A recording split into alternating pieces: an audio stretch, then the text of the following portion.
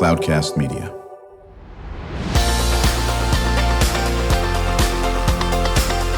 Drew Schlosberg Spotlight on the Community Show, amplifying the voices of social impact organizations, entrepreneurs, local nonprofits, and other community champions who shape the culture, creativity, and connectivity of San Diego. Brought to you by Mission Fed Credit Union, bringing good things to San Diego for over 60 years. Learn more about what is good for you and good for all by visiting www.missionfed.com. I'm Drew Schlosberg of Cloudcast Media, and we are so pleased to have in the studio with us today Janice Luna Reynoso, Executive Director of Mundo Garden. How you doing, Janice? I'm doing well. Thank you for the invitation. Glad Absolutely. To be here. I'm joined by my co-host, Brandon Joe. He is the founder and CEO of Treasure Hacks and is a student at UCSD. And Brandon, I know you have a question for Janice right out of the gate. Oh, yeah. Just to get it kicked off, Janice, what is the mission of your organization? Mundo Gardens is a grassroots environmental justice and social justice organization, and we work on providing access to healthy food and green space in National City and Southeast San Diego, also with keeping in mind and honoring the indigenous people of the land. That's a big part of our learning and programming as well. How long have you been in business? We have been in business 15 years. 15 years, okay.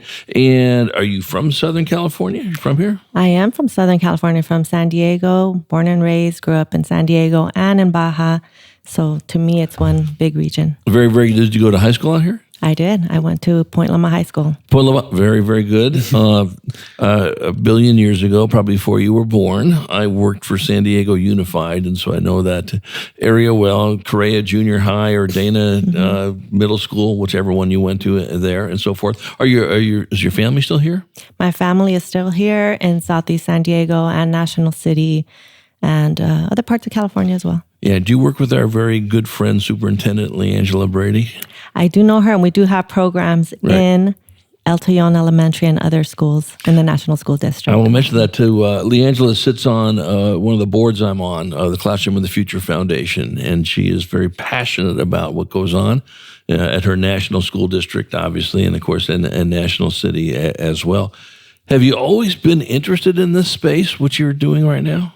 Yes. It's something that started at a young age, just wanting to see my community happy and seeing the things that made them happy, and then also kind of questioning how we can make, when there was a difficulty, how can we provide a solution to that? And that came from talking to my elders, learning how to care for people, and then also we were talking about music earlier, music that inspires social justice and helping out your community. Yeah. One of the things that we say incessantly on our Spotlight show, and Brandon, you'll hear this when you continue to co-host the show, we have a lot of folks on from groups like St. Paul's Senior Services or Serving Seniors. And I always point out that how we do a horrible job in this country treating our seniors well, except for those folks that are in indigenous groups that revere their seniors and listen to their seniors. And you guys are the poster children for treating seniors like we all should. It's in your DNA. It's in your culture. So talk about how come you guys get it so right and most of us get it so wrong. Wow. Thank you for that question. You're welcome. We are we're direct descendants of the land. So we have an unbroken connection to the land for thousands of years, even though it has, since been divided regionally through political lines. But we are indigenous to the Americas, and so we have that long lineage. We're very blessed to have that, and so anytime we're able to share that experience with folks that have migrated here willingly or unwillingly, that's something that I feel very proud to share, but I'm also compassionate that might not exist in other cultures, sometimes not by choice. And so the direct lineage to the land, to our community, to the foods, to the stories, to the songs, and some of that has been, I don't want to say severed, but we are working on re-indigenizing. Right. We're starting to learn. It's starting to become a cool thing. where before it was questioned, or you see the beauty of it, but we couldn't quite put our finger on it. But I think the long lineage of having our elders and seeing them do it, because you can explain something, but if someone is not living it out with purpose, then you probably won't listen, because you're like, yeah, but you don't really have it together. But when you see it in action and you see how beautiful it is, then you want to continue it. Right. Was it questioned by the younger folks in the tribes, the ones that, had maybe don't know the history of it, or, from outside the tribe, so to speak? I was adopted at birth, so my daughter wanted me to get one of these 23andMe tests and all that, and I'm 20% Native American. Very, very, very cool, which I would have known that before, for God's sake. But anyway, so I've always had an interest in this anyway. Certainly such a rich history, to say the least, especially in this region as well. But we love talking about what's going on. We just love the fact that the history and the culture of it is so critical. Do you see more of the younger folks that are in the different tribes and all that business starting to understand it more? Yes, and I think also it's that I have searched it out. Yeah. So I am Mexicana. I'm still trying to find my Mexican indigenous roots. Yeah. But even just learning from the Kumeyaay elders that are native here to the San Diego region, right away, just them approaching you and saying, you're our relative. So I'm going to say to you, Drew, we're related. We were relatives. We are. as all indigenous people in the Americas somehow have that connection. So it is, I'm in a sense biased and very fortunate, because I've searched that out in our community, but some of it is very accessible and tangible. We talk about, the very accessible events like at Chicano Park, where you have people from different tribes, from different origins, all indigenous to the Americas. And so it's accessible. It's accessible, and it's there if you want to learn. And I love that as young people, or, as middle-aged people, or as, future elders, it's an encouraging space. I haven't heard anyone say, well, you're not indigenous enough. It's been a very encouraging space for young, those that are growing, and the old to reclaim that with love and with patience and with humility. Right, exactly. We're chatting with Janice Luna Reynoso. She is the executive director of Mundo Garden. I'm Drew Schlosberg of Cloudcast Media. You're listening to another edition of Drew Schlosberg Spotlight on the Community Show, the nation's longest-running community podcast. We're now in our 18th year, brought to you by Mission Fed Credit Union, broadcasting in this really nice Mission Fed studio here in Scripps Ranch. Mission Fed's been absolutely phenomenal partners with so many of us for more than 6 decades in our San Diego County, joined by my co-host Brandon Joe. He is a student at UCSD and an entrepreneur of the highest order. He is the founder and CEO of Treasure Hacks. Do you have a question for Janice? Yeah, and on the topic of the people coming into your community, is there a connection between the increase in unhappiness and the disconnect from the land? Yes, I would say that. And not just that, unhappiness, because a lot of our community members, relatives, friends are sick. In our communities, we have in the communities of color, communities of concern, we're talking national cities, Southeast San Diego, Barrio Logan, Logan Heights, we have the highest pollution rates. We have asthma rates where children are hospitalized at, unbalanced rates, and it's with little resources. So the lack of connection to the land, that sometimes is not on purpose. The way our communities have been disinvested in, designed a certain way, in comparison to other communities, we might not have those beautiful amenities to take nature walks. Or if we do take those walks and we're fortunate, we're breathing in, certain types of particulate matter. So again, it just goes back to, are we growing our own food? Do we even have access to that?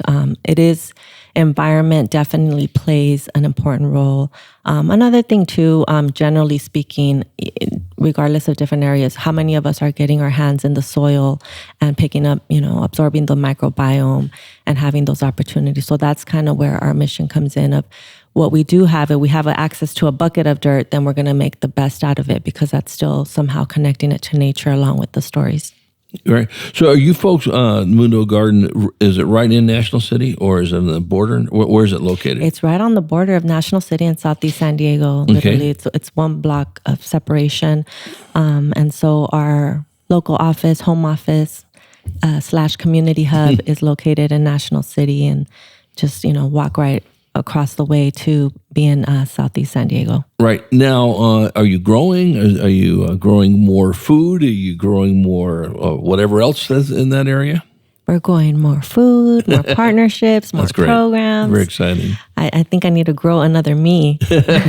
Yeah, no, you got to split yourself in half on that. Who do you collaborate with? What are some of the organizations you work with? You mentioned National School District, of course. National School District, and that key partnership, I'll mention BCK programming engineers that have worked and partnered with us at Mundo Gardens to deliver the programming at the National School District. So they're awesome. Environmental Health Coalition, Olivewood Gardens, Project New Village, Council of Equity Advocacy, San Diego, and the list goes on and on with the different partnerships and programs. Yeah, Olivewood is so cool. They've been on the show quite a bit. That reminds me, they haven't been on in a while, so I need to get them going in that area of it. So you folks certainly work with the students, you work with the families, you work with these different groups that you talked about. Have there been any barriers at all? Barriers. Well, early on in our start, just being a small nonprofit organization, it was a struggle to get funding. We have since graduated. I think we're teenagers now as a nonprofit, and so the barriers to be able to hire more full-time staff. Right. I think when you have excited, enthusiastic partners or those that we contract as team members, and you're not able to provide full-time, even as an independent contractor, if we're not able to provide that, then we have to be very understanding when they have to look for other gigs and stuff. And so funding is still the thing. That is a challenge. And at the same time, very grateful to be moving in the right direction and seeing our programs now recognized as super valuable, where it was a challenge, say 5 years ago, 10 years ago, to explain what we are doing, because it includes a cultural component. We do express concerns for systemic policies that are actually pretty oppressive and all these things. And now the grants and the funding are actually saying, use this language, talk about environmental racism, talk about how you're struggling, talk about how you need more staff. And so it's really gradually improving as far as state, federal, philanthropy, other partners saying, actually what you're saying is correct. The data shows it. We want to help you out. Here's a little funding, or hopefully a lot. No, I think that's great. We're going to be right back chatting with Janice Luna Reynoso. She is the executive director of Mundo Garden. Ask more questions on how you like to actually, what do you feel like when you actually put your hands in the dirt, okay, and give that experience. And of course, we always save time in the second half, Janice, to how our listeners can support your efforts, whether it's making donations, whether it's volunteering, whether it's lobbying, whether it's advocacy, whatever the case may be. I know Brandon has some questions as well. When we return on the Drew Schlosberg Spotlight on the community show, the nation's longest running community podcast, right after this message. When you do your banking with Mission Fed, you get great rates on auto and home loans. That's good for you, but something good also happens for a lot of other people. We're not for profit, so we put money back into the community to help lots of great nonprofits to keep San Diego strong. So you're not just getting something good, you're doing something good. Come to Mission Fed. It's banking that's good for all. Brand amplification is the DNA of Cloudcast Media, and our code is the powerful blending of sound, voice, and storytelling to lift local brands and their communities. Whether it is our Brandcast, Schoolcast, or Causecast platforms, the unifying ethos is all about this community, the one you call home. If you dare to dream and want to explore the brand amplification of Cloudcast, a national leader in local podcasting and other Winfluence strategies, please visit us at cloudcast.us.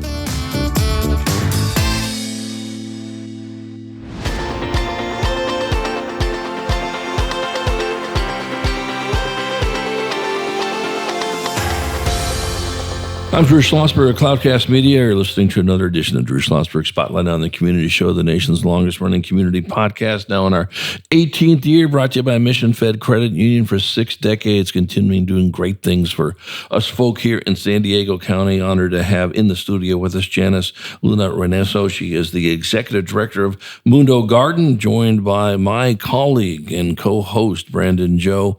He is an entrepreneur at a young age, the founder and CEO Treasure Hacks, and a student at UCSD. And Brandon, I know you have a question for Janice. Yeah. So for the programs and the people that you involve, especially for those who are younger, what are their thoughts about the programs? What do they love that you deliver to them? The children love getting their hands in the dirt. They love planting those seeds. I remember when we first started programming, visiting different schools, doing little pop-ups, the kids would say, I've always wanted to plant a seed. So just them having the opportunity to learn about how to grow a seed, the seed life cycle, where their food comes from. They really love trying different fruits and vegetables that we share, that we've grown or that are available in their community. So just having those conversations. They love when you ask them personal questions, just like the one you're asking. What do you love about this? What's your favorite food? What do you like? Because then they understand that they have a direct relationship to food and food systems. So that's another thing that we do. I want to shout out to our partners at DEEP, at Diamond Education Excellence Program, where we partner with them to deliver to the schools in Southeast San Diego. And so the kids are learning, not just the seed, but the wider food system as well. So they become scholars of environmental food justice and learning about the systems in their community as well. Yeah. And getting these young people more close to the environment, to the earth, to the people, the culture that has brought them to fruition, I think that's extremely important. I guess if I can bring it back to a little bit of my culture, I'm like 2 generations removed from, I'm Chinese. And those little bit of pieces that are still left with me truly give me the perception or the perspective that is required for me to live a unique and a wonderful life. Because without that, there's always a part of you that's missing. And that's the beauty that you've delivered in your organization. And at least, just out of curiosity, why do you think someone who may not be involved at the moment, why should they be involved with the organization if they are of Native American descent? All right. Knowing that it is important that the community, that there are people wanting to make a difference, that are wanting to connect back to nature.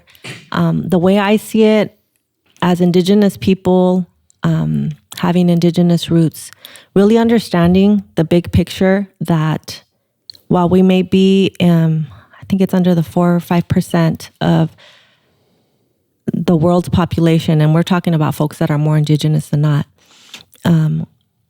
we care for 80% of the world's natural resources. We're protectors of that much. So when you think about that and you think about the power in that, whatever it is that got us here, spirituality, the connection to the land, the being able to share that wisdom of re-indigenizing or already having that knowledge and sharing it back, I think it's important. The other thing is that when we talk about environmental justice, food justice, social justice, however we want to group it, to me, it is right now a crucial time. We're seeing the changes in climate and the environment globally. And if we don't really put that at the forefront, nothing's going to matter. Not any commerce, not any arts and culture, like all of these cool things that people dedicate their lives to, become rich off of, however it is, they do it because they love to.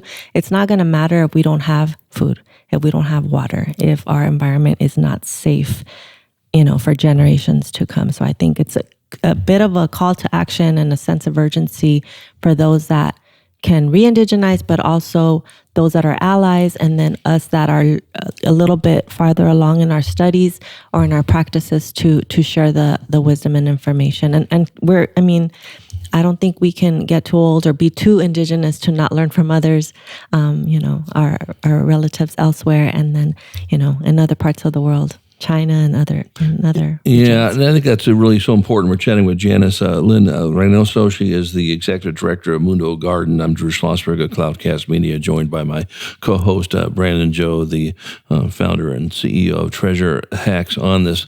I think what you said is so important. It sounds so obvious, but as humans, we don't sometimes do the obvious, correct? And that is maybe listen to other folks, and instead of mouth opening before brain engages, listen. This is a common theme in our spotlight shows, Janice, is we do a terrible job of listening. We hear, but we don't necessarily listen too well in this area. But getting back to something I was chatting with right before the break. So obviously you are someone who loves the land, literally, physically, mentally, and all that. When your hands get in the dirt, what does it do to you? How does it feel? Do you feel something different? Does something go through your system? Yes, the touch, also the scent. Of the soil, of the wet soil. If we'll go back, I'll talk a little bit about composting. When working with soil or nutrient dense soil, the humus from the worms or the castings, it has a lot of microbiome and all these this full of life. This universe of life. We can't even imagine. It's hard for me to fathom, and I have to look back at the numbers, but the amount of the life that it provides, and also you're able to absorb all of these nutrients, and it actually is an antidepressant. So going back to that, when you smell it, when you touch it, and that's also something that the children, they're ecstatic at the moment when we're working with the compost, showing them the worms, the vermicompost. It's because it's cool, it's worms, it's gross, they're yelling and loving it, but also the scientific part that they don't realize is that it's actually creating a chemical change in their body. Yeah, no, that's very good. And and with it, you were just talking about they're really learning a lot about how food distribution works, the economy of food, so how marketplace works, and so forth. So, what can our listeners do to support your efforts? Can they volunteer? Can they donate? Can they get their hands dirty in the garden? Can they do all of the above? All of the above, absolutely. You can contact us, and we're able to get you a volunteer application. Even prior to that, you can come visit one of our community gardens or our sites at the schools. Just whatever works within the purview and whatever is allowed depending on the criteria of the space that we're in. But definitely, reach out. An easy way is to follow our online or our social media, because then you're getting updates, live updates on what we're doing that week, that month. And even our partners, we do ask that you see the cool things or participate in the cool things that our partner organizations are doing, because that's also, if they do well, we do well. We're all helping each other out and helping out the community. Right. We talked about this in the show with this year. There's a land grant. There's some land you're trying to re-access, so to speak, in Southeast. Talk about that. Thank you. There is over 50 acres. A little portion of that is in National City, where National City meets Southeast off of the 805 freeway. There's a street that separates our communities in National City and Southeast San Diego called Division. And so that type of language, we know the power of language and words. And so I would like to see unification there, because that's how I grew up. I grew up in both areas, National City, Southeast. This land, the 50 acres, where would it come from, right? Where are we pulling it from? Well, there was a bridge constructed in the 60s by the state, and it was going to go through South Crest, the Shelltown neighborhood, displace hundreds of families. The Black Federation at that time stopped it, and so now there's this huge bridge basically taking you to the grocery store Northgate.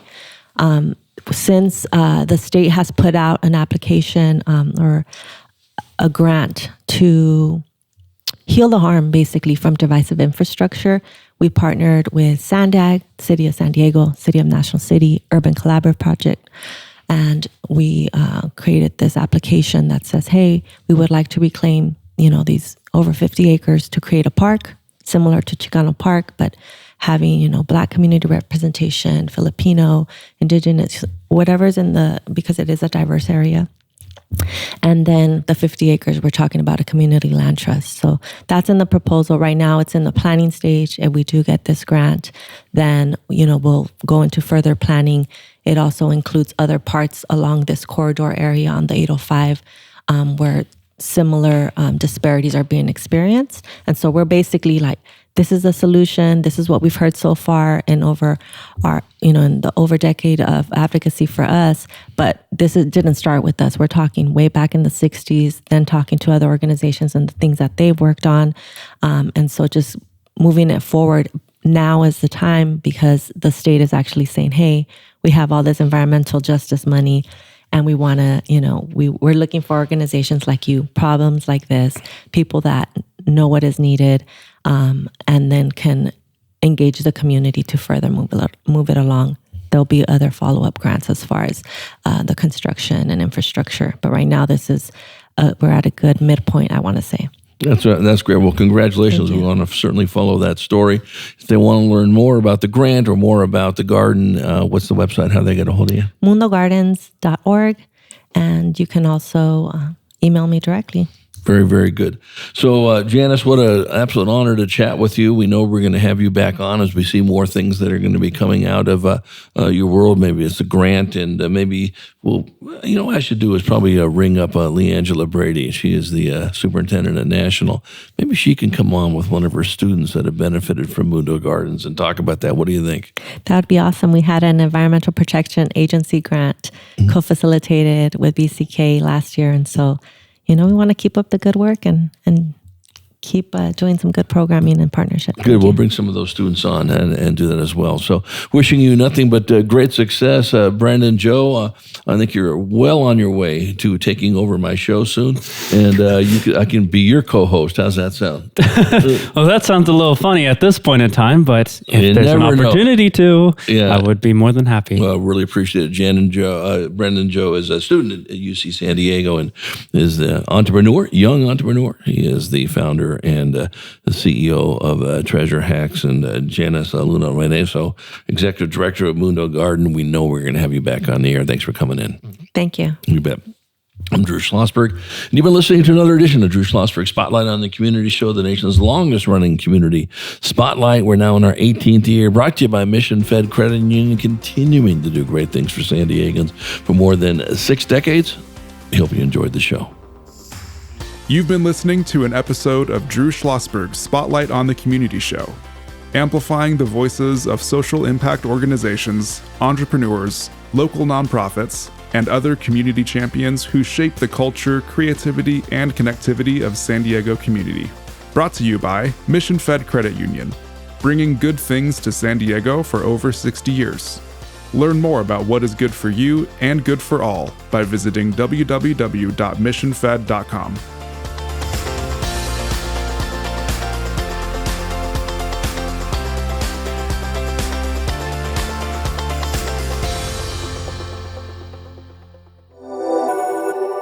Cloudcast Media.